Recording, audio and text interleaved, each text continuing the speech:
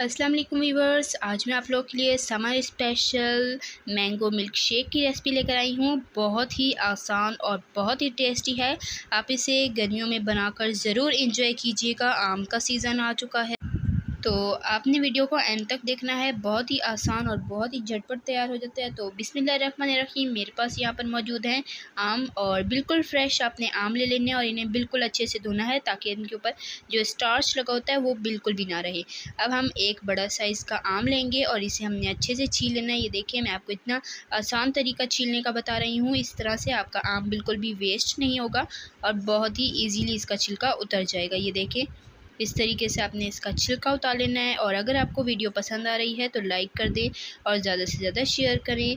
और आपसे रिक्वेस्ट है, अगर आपने मेरे चैनल को अभी तक सब्सक्राइब नहीं किया तो अभी सब्सक्राइब करें, साथ मौजूद बेल आइकन को ज़रूर प्रेस करें ताकि आपको इसी तरह की मज़ेदार और आसान सी रेसिपी सबसे पहले फ्री में देखने को मिल सके।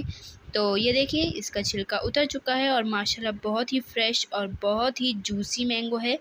तो अब इस तरीके से आपने इस पर कट्स लगा लेने हैं।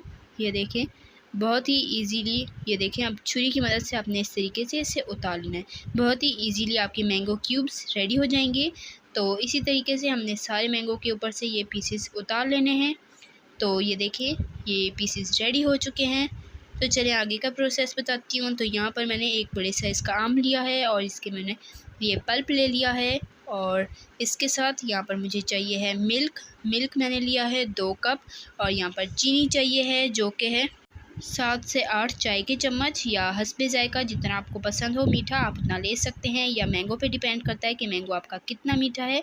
अब एक ग्राइंडर जग लेंगे और इसमें हमने मैंगो का पल्प शामिल कर देना है, साथ ही इसमें चीनी जाएगी और इसमें जाएगा मिल्क के 2 गिलास हैं, ये 1 गिलास गया और ये दूसरा।